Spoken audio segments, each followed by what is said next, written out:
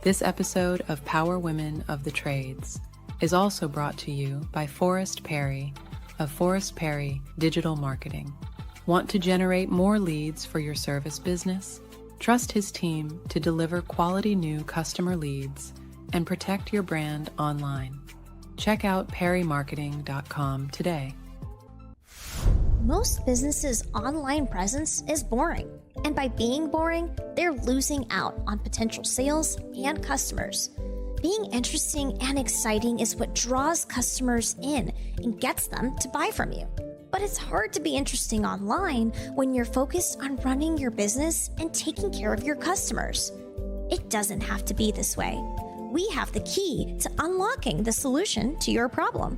Key Heart Marketing can help take your business from boring to brilliant on social media. We can vouch for them. They run our podcast socials. If you want to have a strong social media presence that allows customers to know, like, and trust you, connect with Key Heart Marketing at keyheartmarketing.com. Hey everyone, this is Eric Thomas with Rival Digital, and I am proud to announce that we are the newest sponsor for the Power Women of the Trades podcast. We've been a big fan and supporter of the show for years, and we are just very excited and very honored for the opportunity to now be one of the podcast sponsors. So make sure you check out their page and subscribe to the podcast and listen in on wherever you get your podcast episodes from. Rival Digital is a full-service premier digital marketing agency for the home services industry. We offer everything from website design, search engine optimization, online advertising, public relations, and more. If you're interested in learning more about the services we offer for contractors just like yourself, head on over to rivaldigital.com, and we look forward to chatting with you. Welcome to Power Women of the Trades podcast. This show is all about breaking barriers and changing the game. Our guests will feature some of today's most successful female entrepreneurs and other advocates of our industry as well. Because if there's one thing we know for sure, female-led entrepreneurship drives change on multiple levels. We want to empower women in the trade industry like you so you can maximize your potential, stay balanced, achieve long-term success, and claim ownership over your life. Let's get started. Welcome back to Power Women of the Trades with Cassie and Heather. Today we are with Amanda Mahaffey from Tuck and Howell in South Carolina. Yep, Greenville, South Carolina. Awesome. Welcome to the show. Thank you. Thanks for having me on. Where I've been seeing you everywhere. So tell us the scoop. Tell us the story. How'd you get here? Yeah, so I come from accounting. I've been in accounting since I was 18. I did 21 Jersey Mike's books and then went back and finished my degree because I stopped when I got pregnant with my boys. My husband and I have been together for 18 years. And so, accounting is my background. Sales and HVAC is Jay's background. Jay's goal was 4 million in sales. And he said, once I hit 4 million in sales that, I'm ready to start my own business. So he hit that and he read, I don't remember how, I think, I don't know who gave him Dan Antonelli's book from Kick Charge, but he read that book and he said, I feel like I'm finally ready. Like, I know, like, we can do this. We developed a business plan, went through and just we've always gone to Linux and Carrier, primarily Linux conventions. So we kind of had started networking through that for many, many years and, heard of ServiceTitan and heard of all the trending things that businesses, successful businesses are doing. So I really started looking into them. We wrote a business plan and we were ready to start our own company. We reached out to Dan Antonelli. It was Alan Crick that gave him. Alan Crick. Alan. Out of Florida. Oh, I like Alan. They're great. They're good people. He gave the book to Jay or told him about Jay or told him about Dan. Anyway, so Jay his uncle owned Tuck and Howell. And Jay always took his uncle to lunch. And he said, hey, I'm ready to start my own company, was, telling him everything we were getting ready to do. And he said, well, Jay, I thought you were going to buy my company. And Jay's like, well, hell, Jerry, I've been trying to buy your company for 5 years. He was in his 80s, still running this place. So they started in 1969. Long story short, we ended up striking a deal with him, and here we are. We came in January 2023, and it was running off of pen and paper. Uh-huh. And in 2023? Yeah. Oh my gosh. I talked to Jay a lot back then. I remember he would always message me like, how'd you do this? What'd you do this? How'd you do this? Or whatever. And I've just always been like, I'm willing to share. Are you guys in next door? No. Oh, you're not? Okay, that's fine. That's not a requirement for the show. We are, but I always bring it up. I can't remember because I think I thought I had talked to him about that at one point. But anyways, that's awesome. But the company's been around since like 1969. 1969. And you guys just took it over in 2023. And did you rebrand? So we had a list of, and so it's really cool because I save all of our stuff where I have all the old financials where I was like this before we even came in here, where I was just noting like what we should do. And so that's how we developed our business plan. And rebrand, ServiceTitan were at the top 2 of our list of our business plan. And so we came in and we pulled it all on August 1st. We rebranded, changed accounting softwares to QuickBooks, went live in ServiceTitan August 1st. I'm like, what the hell were we thinking? Right in the middle of summer. Yeah. Added plumbing that day too. I literally believe that doing things like that, rip the Band-Aid off, is the way to do it. Heather? Yep. Does not always believe that. No, but I trust Cassie. Cassie likes to go 100 miles an hour with her hair on fire, and I'm always like pumping the brakes a little bit. That's Jay. That is 100%. And I'm 100 miles an hour too, but I'm also like, okay, well, let's think through this first. Okay, so that's what I wanted, because we started to kind of talk about this pre-show, and I was like, nope, hang on, because I think that is a good dynamic. So. And a good segue of what I was kind of talking about. So I go 100 miles an hour. I can wake up in the middle of the night and have thought about something and put a note in in my notes, and then have a plan for it by noon. And then Heather will be like, bruh, or Oscar, he doesn't go 100 miles an hour either. And so like sometimes too, side note, I need to give my husband a plug because I am a mouthy woman, it is what it is. I have a lot of things to say. A lot of people think that I wear all the pants and make all the decisions. Oscar is very present and very involved. He just doesn't run the social media scene, right? And so, but he is a little more cautious or wants to be a little more reserved, maybe sometimes a little more like Heather, and where I'm going 100 miles an hour and I'm like, nope, guys, like, come on. And then, we make the decision. But I think some of that is her accounting training. And I think that's kind of what we were talking about earlier. And like you said, your current controller is a little more reserved, and you're like, welcome to the trades. And I'm like, oh yeah. Whoa, I am not new to the trades, and I am not reserved, but I am hesitant sometimes because I want to wrap my head around new ideas and make sure that we implement them appropriately, because the last thing I want to do. Yes, no, and Heather, I'm not saying you're like new. She's absolutely not new to the trades. She's just more level-headed, and I'm that shit crazy. Okay? But that's why we work well together, because she has an idea and I'm like, okay, let's make sure that this is going to pencil out the way that you're seeing it in your head, because if we don't implement this correctly, it's, we don't want to crash and burn. And I want to make sure that I'm at all times protecting the financial stability of the company, because we are massively growing right now. And, 1 or 2 wrong moves can really, sideline the show that you're trying to, move everything forward. And we've had a lot of changes at Quality because of the growth, especially this year. And it's been fun, and it's been stressful, and it's been good. But I think, Cassie's always like, oh, we're going to do this and we're going to do that. And I'm like, hold on.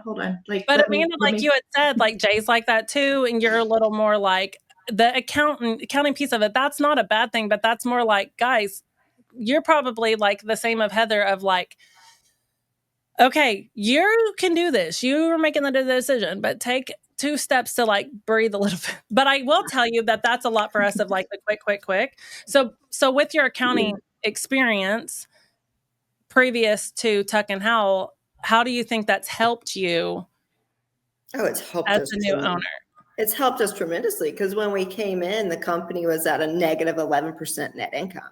So when we were I was excited. Jay's like, we're buying my uncle's company. He's been around since 1969. His uncle lives a very nice lifestyle, very successful in everything he's done. And so I'm thinking we're walking into this beautiful company that has, that's thriving. Now, granted, it might have been a little dated, but I was like, let's see the financials. Like, I was like, I'm excited. I'm going to have my own set of financials. I was excited as an accountant. You can kind of share that with me. Like, 100%. Yep. On other people's financials my whole life, and to have my own set of financials that every decision is mine was just really cool. And I looked at I was like, let's sit down, look at the financials. And I was like, holy shit, we are not buying this company. I said, Jay, what in the hell are you thinking? I was like, this is a terrible idea. And he's like, nope, we're going to buy it. And I was like, oh my God.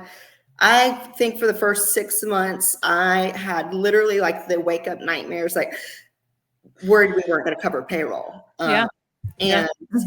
But having the financial background helped us tremendously, because what I did, I was like, okay, game face on, sit down, identify. We had like $30,000 of unapplied labor a month. What the hell is unapplied labor? $30,000 a month. So we pulled 3 sheet metal guys that were just building sheet metal in the sheet metal shop for no jobs immediately. Because I just said, okay, identify all the cash items, because obviously a failing business is losing cash. And so I think my brain on that part allowed us to plug all the holes that were bleeding quickly and say, okay. And then Jay's sales brain, he was like, we got to start making money. So I was in interim plugging all the holes on the financial statements as he was producing. He was going out and starting to sell it, because they were so I can relate to that. I can totally relate to that. Sometimes we hold back on everything that we share at Quality, not hold back, but I think Heather holds back of what she'll share, but I will share this piece of that. As an owner so we're in our 11th year, essentially, right? And Heather's been with us about a year. You're coming up, well, it'll be a year in September, right? Yeah. So 9 months, right? And up until Heather, so for 10 years, we just used an external CPA, which obviously we still have, and we had an in-house like bookkeeper, but then everything else was the shit I learned on Facebook in these groups from these gurus that didn't know anything, or when I called Heather for help, or what our next star coach had taught us, which was not wrong, but like, I'm not an accounting person. I am also not a doer, like a tasker. Okay. So, and I know that about myself. I say all the time, I am the visionary. I can become the visionary. But I'm not going to be the implementer. Yeah, I'm the implementer. I am the implementer. Because I can't, it's my ADHD, y'all. I can't do it. I'll sit down and be like, so anyways, what's for lunch? Because my brain's moving too fast. So I can't keep it there. One time I said this and someone said, you should let other people be visionaries in your company. I'm like, bitch, they are. Okay. I'm going to get the R rated on this one. I'm like, bitch, we got that. Okay. I'm not saying everything has to be Cassie's idea, but what I'm saying is we've identified, Heather knows me very well, that I am not going to sit down with her and go through, she's going to give me the financials, but I'm not going to be like in this and this, and like, I'm going to get lost. Not that I can't do it, though I can't physically do that. So where I was wrong for 10 years was that I was supposed to be doing that, right? Or identifying, looking deeper into things, because I couldn't. And then, but people would say, you need a CFO, you need this. And I'm like, we can't afford that. We can't do this. Girl, you can't afford to not have a CFO. I think that's a big thing to note. I think a lot of people think they can't afford it or don't want to afford it because we're not revenue producers. But I can tell you, Cassie and I have been friends a very long time. When I came on board at Quality, I loved going in and being able to break down everything and just basically give Cassie the highlight points, and to, like you said, Amanda, plug all the holes. There were some holes and things that needed to change, and being able to identify that and share it with Cassie and Oscar and the entire executive management team has helped us grow and become more profitable. And that's the whole goal. And that's like our growth. We are going to end up growing this year like 10% higher than we budgeted for. Simply because Heather's got our shit together on some things, and she's caught us, and we've caught things that, we all use ServiceTitan, and hey, I love ServiceTitan. Okay. But it depends which report you look at, which fact is right. And 100%. They're actually both right. Mm-hmm. It just depends what it's pulling, right? And so what I looked at was this, and now what she's looking at, she could catch and tell us from, and then as much as I want her in the building and wish she was here, having her outside of the building. It's too much. No, it helps us tremendously having her outside the building. But there's so many distractions. Well, yeah, she can look at things from just a business and be like, hey, like she's involved in all the chats, but she's like, y'all are losing focus.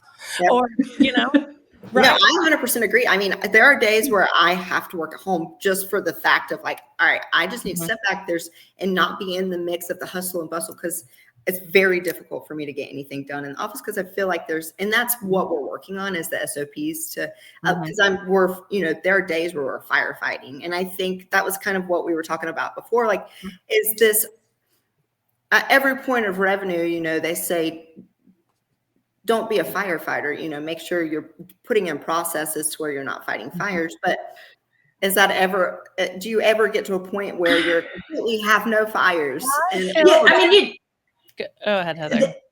Yes. I mean, there are periods where there aren't fires, but when you are experiencing massive and rapid growth, it is so key to make sure that you have the right people in the right spots, because if you don't know your team and know the decisions that they're going to make, because as the owner, you cannot make all the decisions at the size that we're at. Cassie and Oscar cannot make all the decisions. They've put people in place, myself and other executive directors. She and Oscar count on us to put out those fires or like mitigate some of this stuff as we grow. And it's so key to make sure those people are trustworthy and that they're going to decide, if they have a decision to make, they're going to make the decision that we know Oscar and Cassie would make. Right. Yeah. And I feel like, okay, yes, you get to a point that you can't, because we talk a lot about being a fire preventer and not a firefighter. Okay. And yes, that's a good goal. Okay. Right. But when you're in rapid growth and your day-to-day changes and every house that you go to is a different house, you cannot, we train 5 days a week in this building, and we cannot train for the scenarios that we come up against. Yeah. Legitimately had someone assault an employee, a manager in a house this week, and had to file a police report. I could have never built a process for that. Right. Yeah. Right. And so I kind of feel as if some of the shittiest leadership advice I've ever gotten is kind of what you're saying of like, well, I'm sucking right now. You are mentally, like, you are trained to say, I suck right now because there's all these fires and this isn't good and we can't grow and blah, blah, blah, blah, blah, blah, blah. Like that's in us because we've seen the TikTok videos and we've seen this stuff, and you have to lead and nobody has fires. Bullshit. They're all putting fires out all day long every day. I told Jay last night, I was, laying in bed at 2:00 in the morning awake because I'm thinking of processes. And I told Jay, I said, there's no way that companies, because we've experienced we did 4.3 to 7.4 to 11.2. We'll do 13.3 this year. And, we're looking to scale. We would like to do 18 next year, but I told Jess, we've got to make sure we have our processes in place. But I told him, I said, it's unrealistic to expect every day to go just smooth sailing. I said, we're not in an accounting office, but that's what we have a new controller, and I worked with him for 3 years prior to this in an accounting office. And it's very quiet, calm. We're just surrounded by CPAs, It's just very, very much different atmosphere. And so he came on board with us about 2 months ago, and I was very excited to get him. He's very analytical, very process driven. And so I think he's going to really help us get to our next revenue point. But it's new for him, all the hustle and bustle of being in this office. And you got don't let his processing slow you down either, because sometimes, yes, you have to build the process, but sometimes you're building the process while you're building the process, You're erroring.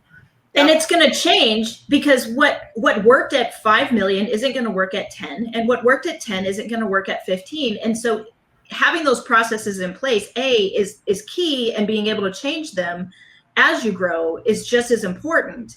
And the more that we have the processes in place that we can control will allow for the fires that we can't control, like those customers. Right. The one customer that assaulted one of our managers, we had another lady who had raccoons in her attic and wanted to leave it that way. I wanted to leave them there. They were the raccoon was taking raccoons have thumbs, guys. I don't know if you know. We almost got a pet raccoon. Oh my God. No way. Listen, we have raccoon trauma at this place now, but raccoons have thumbs. So like they can undo things, they can open doors. Yeah. And this raccoon we were putting the ductwork in and taping it and trying to seal it, and it was untaping it. It was very friendly. Oh, that is so funny. I kind of love that. And then she wanted it to stay. And then we were like offering to like fix the hole in the side of her house because the raccoons were coming in and it was going to affect her air and everything. And she did not want them because they were welcome. But you can't make this stuff up. We had prepared for that. Great. We had to rip the heat and air out of this woman's house because raccoons could stay. She couldn't understand why we couldn't finish the install because the raccoons wouldn't let us. How could we have made a process for that? And it sounds like that's impossible. And so for like that would have never happened. It sounds like we made that up. And Heather, like that's the God's honest truth. Heather, witnessed that, right? And so. But I think what happens is that there's so many times I would say, who gave me the keys to this building? Who said I could run this place? And we have like these identity crises of like, can we do this? But everyone on social media is doing it better and everyone's doing this and they don't have these issues. It's just us. And that is like bullshit. It really bullshit. Yep. And so I'm like, I feel like I'm kind of passionate today. Dang, my coffee must have been strong. I'm tired. I mean, it's the imposter syndrome that we were talking about a few weeks ago. Is we do question because everybody puts their best foot forward on social media. So you question like, hey, nobody else is having this problem, and if you aren't having some of the problems that we all have experienced, you're lying. Yeah. And you got to just give yourself some grace. I mean, that we're all staying up at night and we're all waking up and we don't have a making payroll issue, but I'll still wake up wondering what would happen if we didn't make payroll. Like there's things that you just we're going to overthink, but that's because we've been entrusted with these people's lives. Yeah. I think sometimes we have to, that was, one thing we're up to like, I don't know how many employees now, but we're accountable for a lot of people's lives. Almost 100 people. When you have the responsibility to make sure that the decisions you make for the company are not only benefiting the company, but you've got 100 families that are directly affected. Yeah, which has also been new. And we're open with our employees. We have a really, really good team. But it took us time to get here, and we fired a lot of people to do this to get here. And some people left because the changes that we were making are so vastly different than what Tuck and Howell was before. So I understand, change is hard, and but we have a really, really good team, and we're really open. And we told them like, guys, we were employees before this, and we're doing our very best to make the best decisions because we are responsible for 63 people. And give us grace because something might not work, then we're going to pivot. And we're really open to feedback. And we actually did our first employee survey, and I was like, woo-wee, are we ready to read these? But they were good. And I think a lot of the feedback was that we're approachable, which is good, but Jay's really, really tough. And they know, like Jay's really nice guy, but Jay's really tough as far as like, he won't put up with it. And he the whole concept fire fast, hire slow, that's Jay. And he sounds a lot like you, Cassie, as far as like moving quick. And I think having my financial background and being able to plug the holes and look at the financial statements and be like, oh, why is this too high? Let's make this change. And then we can literally see it on the P&L change, which is really freaking cool. And my husband's obsessed with it now. But Jay's drive and action, I mean, this man is an action taker. And his ability to fire people that don't need to be here, I think, is a huge part of why. That is something, too, that like no one talks about during the growth is who you started with won't stay with you. Yep. And you wanted them to, though. And that's the thing of like, it's that quote of like, I would have I would have done anything to bring them with me, and they would have done anything they would have done anything to stay. Right. And so like for us, when we were smaller in the beginning, like I remember that core group, and you can go back and think about that group that whenever you guys took ownership, right? Mm-hmm. And the people that work there. And Heather talks about like the people when at Sky and positions that they had to eliminate that had been there, people that had been there for a long time or whatever. Like 30 right? years. And It's had an install manager that we had to let go of after he had been 30 years with the company, and we held on to him for 3 years too long. And he's a great guy. It's just he had maxed out his potential, and it was just time for us to make a change. But I mean, replacing somebody that's got that much tenure, it hurts your heart because you don't want to do that. Or the people, like we recently have had some shifts in our company again, and it's just like, I can't make you want this, right? And I can't make you want this the way that it has to be done. And it's okay that you want less, right? That's exactly right. And that just means we need to make a change. And we're prepping you, Amanda, that like the more processes that you put into place, some of those core people that you've been with for a while will not go with. Yeah. And you have to have your heart ready for it because it was hard. I'm okay now. I've developed it after these last 2 years. I'm like, ooh, I'm not a different person, but I'm able to be like, okay, this is for the best of the company, and just feel good and lean into that, because it used to make me feel terrible. And I was like, oh, Jay, I love them so much. Like some of the people that we've let go, I personally liked a lot as a person, but it just wasn't a good fit anymore. And so we're like, making that change was very difficult, and it broke my heart, but I'm a lot better at being like,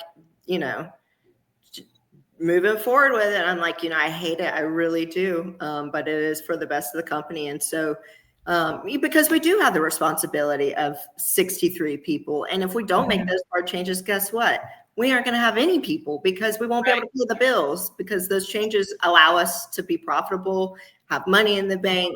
And so I'm really leaning into the 7-power contractor, Al Levy. We've got our org chart and developed processes and hiring right. We're really leaning on, that's something that we're leaning on, making sure that we're making good hires so we don't have to fire. And make sure that the processes that you're building are scalable. Yep.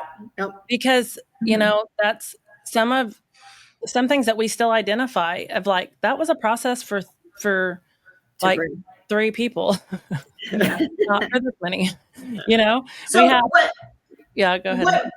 What was one of the hardest struggles that you had when you took over the company as you were starting to build and grow the business as you as the owner?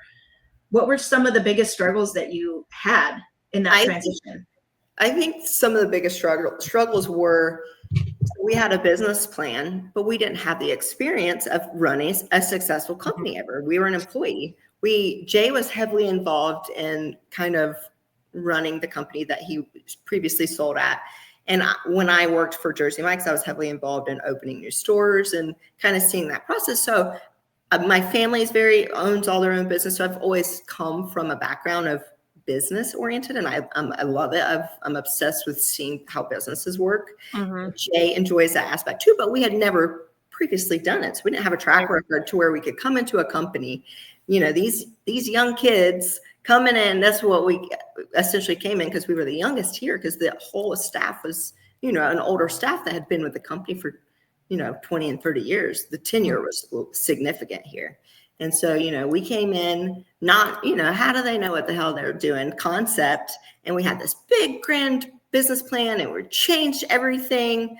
So I think coming in without a quote unquote track record, and for people to kind of believe that we were going to be able to do it, was difficult, because, everybody doubted us. And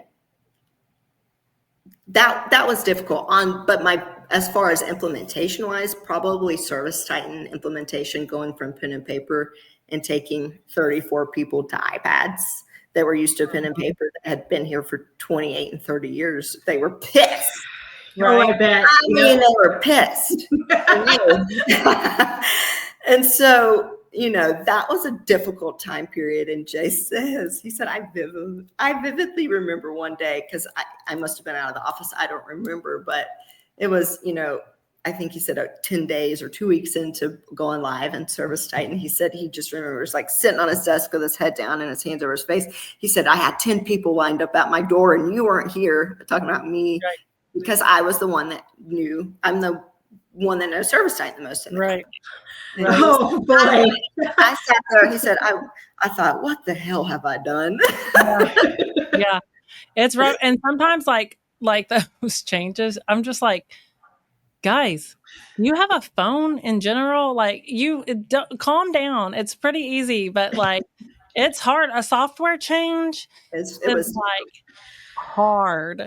Yeah. Yeah. I think implementing software in general. Yeah, I think because they came from like pen and papers, and a lot of them weren't computer savvy at all, and so it was difficult. But it was well worth it. I mean, it has paid dividends just because, like I said, I like data, I like numbers, so I am able to dig in and be like, oh, like you are able to identify holes in your game, and so I think that's been my favorite part of. Even though the implementation was freaking hard, and I was staying up till like 3 a.m. on a regular, and we literally told our kids like, hey, mom and dad are going to be busy for the next, wild year. Yeah. And we had Uber Eats. I mean, I wasn't cleaning, I wasn't cooking, I wasn't wifing, I wasn't doing anything but working until like 3 a.m. on a regular. So it was a difficult phase in our life, but it was well worth it. But we had to, in order to turn the company around, because we didn't have data to make decisions on. Right. You had to. And those are the stories that I think are so important to tell, because I think that people like just look at and are just like, $3 to $14 million, and it was so easy. And they're like, well, nobody said that. Nobody, No. I always say, like, if you want to try this, like, let me know how it goes, because most days I don't recommend, like I do, but it's like, it's literally, you have to be mentally prepared. It's a journey. Yes, it's a journey. And it's not, I think that we just in general, people are like, oh, they're a business owner and that life is so easy for them. And it's just like, you have no clue of sacrifice. Well, and doing a software transition to ServiceTitan is very difficult. I mean, we've all been through it, and I've been through it several times with several different companies that I've helped do that transition. But I think if you get on ServiceTitan early enough, it's easier as you grow. Yes. Yep. I could not imagine bringing ServiceTitan on with 63 employees like you have, or, we're almost at 100 at quality, and trying to make that switch and get 15 or 20 people to do it and then just make it the norm is a lot easier, I think, than trying to say, okay, we're going to go to ServiceTitan with 100 employees or 60 employees. Then you've got, like the guys that you said are not computer savvy and they don't want to do it. And, you're going to get pushback from them. But I mean, how big were you at Cassie? How big was quality when you switched to ServiceTitan from House Call Pro? Like 3 million. Yeah, so it was a little bit more manageable. Yeah, it was easy. And then we were just at 4.3, so not much more. Yeah. And it's rough, like to just like, but ServiceTitan's so robust, like still to this day, like there's so much. I feel like I'm in like a lifelong commitment with them forever. ServiceTitan, right? But there's so much that, to control, but it's rough. Like it can be. And there's just so many pieces of like, you don't know what you're getting into till you get into it. And not on ServiceTitan, but just in this whole gig, right? You don't know what we're getting into till we get into it. Yeah. I think that who was I talking to the other day that said, I think it was Tim Brown, I think that's his last name. Jay and I always have been. I've been, not the wild child of the family, but kind of the wild child of the family. And so has Jay. We just come from, like, we just jump and figure it out. Like, we're not scared. We grow up. My favorite saying, even when I was growing up, is, jump and grow your wings on the way down. And my parents were always like, oh my God, this girl, I'm sure I've given them most of their gray hairs. But I think that it requires a personality trait where you do take big jumps and you aren't afraid. And it doesn't mean that I'm not afraid or worried, but we're like, all right, let's do it. Here we go. And just like figure it out. And so we're both very much like that, which I think a lot of business owners carry that trait because if you're a person that has to think through everything and has to know it all and have it planned out, you won't ever run a successful business because you have to take leaps of faith. Right. You have to let your gut take you sometimes too. There's a fly in front of me and it's driving me crazy. Funny. But, I would have to agree with that a lot because I am not the visionary person. I'm the implementer. You know, I am very good at taking somebody's idea and implementing it. I'm not great with coming up with the idea. And I love that about Cassie. And sometimes it makes me a little crazy because I'm like, calm down. But I mean, she's always coming up with like the newest, latest, greatest idea that we're going to implement. And sometimes it works and sometimes it doesn't. And I'm totally fine being that person that's going to figure out how to implement it. And I'm grateful for her vision and Oscar's vision of what they want to do, because that's just not my strong suit. Yeah. Jay's very much the visionary between the two of us, 100%. Yeah, it's really important. People are like, well, how do you stay married in this? It's like you have to find your dynamic.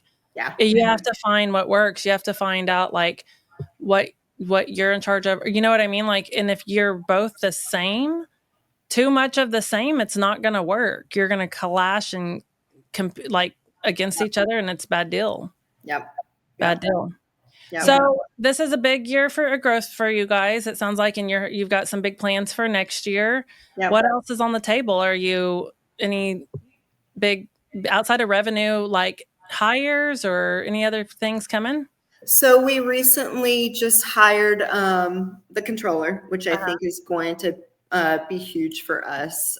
We've really been leaning into, so my word for the year, and I was like, hell, this is the word for every year, strategy, right? And I felt like we've had strategy in every department but marketing. So we've really leaned into marketing and have kind of pivoted our marketing strategy to having specialists for each, like pay-per-click, SEO, LSA, Google My Business. And so I think that strategy that we've recently pivoted to is going to pay dividends.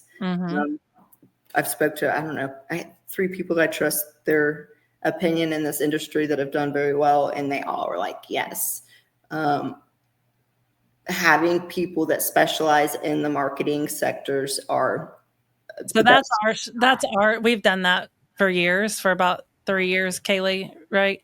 That's what we've done. So about 3 years ago, I made the decision and said, I will no longer hire one marketing company that represents everything.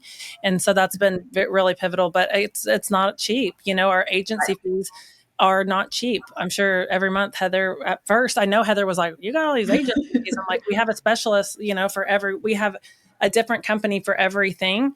And that was the route that we chose to do that. But it's because they can't all be great at everything. And so that's been a huge piece for us as well or that was a huge piece of getting us here, is just having those people that are great. And adding Kaylee's been phenomenal, because before Cassie was handling all the marketing, and then she brought Kaylee on, and Kaylee is young and she's got great ideas and new ideas, and she's super technology savvy and great with social media and TikTok. And Kaylee's done some really fun things for quality. But it's just like opening your mind, absolutely, and doing things against the grain and not following too closely to what the industry is doing. I think for a little bit that pigeonholed me a little bit, because I was like trying to do what the industry was doing, and I actually don't really care anymore what the industry, like we're doing what quality is doing, right? And what works for us, and that's fine if it doesn't work for everyone else, because that's what's got us here, you know. And it's exciting to see when you do those things and you see them work for yourself. Yeah, we're really excited. We kind of like I said, I'm accounting and Jay's sales, and I think it worked for us for that first phase, and now we're like, okay, let's pivot and do something different. So we're excited to see the ROI on that. We're also, like I said, the controller, I'm super excited because I'm accounting brain. So he's like me times 10. So I think that he'll be huge with processes because yes, I'm the implementer, but I also do have a lot of ADHD. Jay and I joke like we're unmedicated ADHD and everybody knows it. But I think, we're just fast. You have to be because there's so many moving parts. And so I'm kind of stepping out of being so involved in all the detail and everything and just being like high level, like, okay, help me implement a process for this. And so I'm excited for that. It's been a game changer since I've been able to pull back a little bit from the accounting office because I'm able to be like, okay, I can see all the pieces that work and then make sure that there's no loopholes in those. And then we're really leaning into our call center. We hired Angie Snow, love her, to help us with our call center because we can spend as much as we want in marketing, but if we're not converting it up front or identifying like, hey, why are we having these abandoned calls? Hey, so we just hired a call center supervisor as well. Awesome. Those are really great changes. Well, it was so nice to talk to you and get to know everything that's going on over there. I got some rapid fire questions for you before we leave. Okay. What's your coffee order?